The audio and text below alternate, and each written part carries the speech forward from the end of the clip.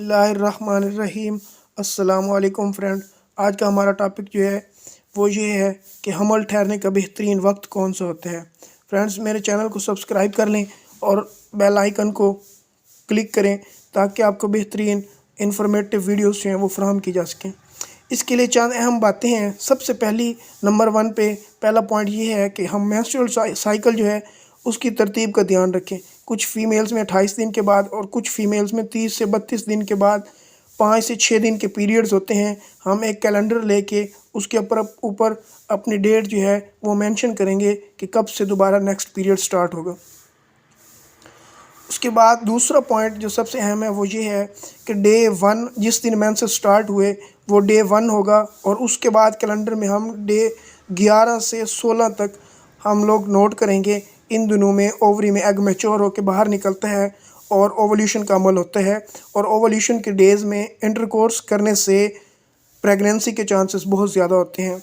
अब हमें पता कैसे चल सकता है कि ओवल्यूशन जो है वो स्टार्ट है, तो ऐसी फीमेल्स में पेट के निचले हिस्से में थोड़ा सा दर्द महसूस होता है।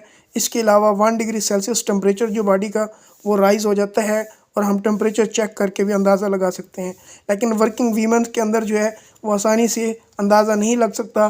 लेकिन हमारे लिए सबसे बेहतरीन ये है कि हम अपना इसकी डेट जो है वो कैलेंडर के ज़रिए मेंटेन करें।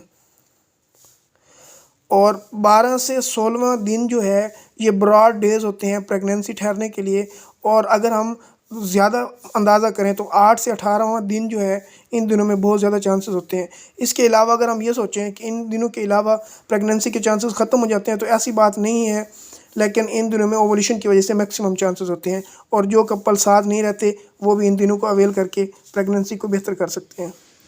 नंबर 4 पे जो पॉइंट है वो ये है BMI, वज़न बॉडी मास इंडेक्स, ये अपना वज़न मेंटेन करना। बहुत कम वज़न में भी प्रेगनेंसी ठहरने के चांसेस कम होते हैं और ज़्यादा वज़न में भी प्रेगनेंसी ठहरने के चांसेस बहुत कम होते हैं। इसी वजह से शुगर और BP का मसला भी चूँकि वेट के साथ मुंसलिक होता है। नंबर 5 पे ये हमारे पास कंसेप्ट है कि फोलिक एसिड की टेबलेट्स जो हैं फ़ीमेल आफ्टर प्रेगनेंसी यूज़ करें, लेकिन मेरा मशवरा ये है कि फ़ीमेल फोलिक एसिड की टेबलेट्स जो हैं वो पहले से भी इस्तेमाल कर सकती हैं। बाज़ फीमेल्स में बच्चों की पैदाइश के बाद बच्चों का नॉर्मल ना होना, माजूर होना, सर ठीक ना होना या इस तरह से कुछ और कमी रह जाती है, तो इस कमी को पूरा करने के लिए हम फोलिक एसिड की टेबलेट इस्तेमाल कर सकते हैं। नंबर 6 पे पॉइंट ये है कि हमारी फूड हेल्दी होनी चाहिए, दूध, डाइट, फ्रूट, सब्जियाँ, ताकि हमारा इम्यून सिस्टम बेहतर हो। नंबर 7 पे पॉइंट ये है कि जो वर्किंग और एक्सरसाइज बहुत ज़्यादा करने वाली फ़ीमेल्स जो जिम जाती हैं उनको चाहिए कि वो अपनी एक्सरसाइज को नॉर्मल करें और जिम छोड़ दें। उसके बाद शादी जो है फ़ीमेल्स की वो 35 साल से पहले यानी 30 से 35 की एज में जो फ़ीमेल शादी करती हैं, 35 साल की एज के बाद बच्चे के चांसेस बहुत कम हो जाते हैं क्योंकि अंडों की क्वालिटी बेहतर नहीं रहती जो ओवल्यूशन के दौरान बनते हैं। इसी वजह से ऐसी फ़ीमेल्स 6 महीने के अंदर अगर उनमें प्रेगनेंसी ना ठहरे तो उनको चाहिए कि वो डॉक्टर से रुजू करें। जो फीमेल्स टेबलेट खाती हैं हमल के लिए, ब्लड प्रेशर, शुगर, TB, दमे की, तो उन फीमेल्स को चाहिए कि वो 3 माह पहले प्रेगनेंसी से अपनी डिज़ीज़ को कंट्रोल करें ताकि इसके बाद इनको ये टेबलेट्स वगैरह इस्तेमाल ना करनी पड़े, क्योंकि कुछ टेबलेट्स कंट्रा इंडिकेटेड होती हैं प्रेगनेंसी में। ठीक उम्र में मसलन 20-25 साल की उम्र में जो फीमेल्स या मेल्स शादी करते हैं उन फीमेल्स को परेशान नहीं होना चाहिए।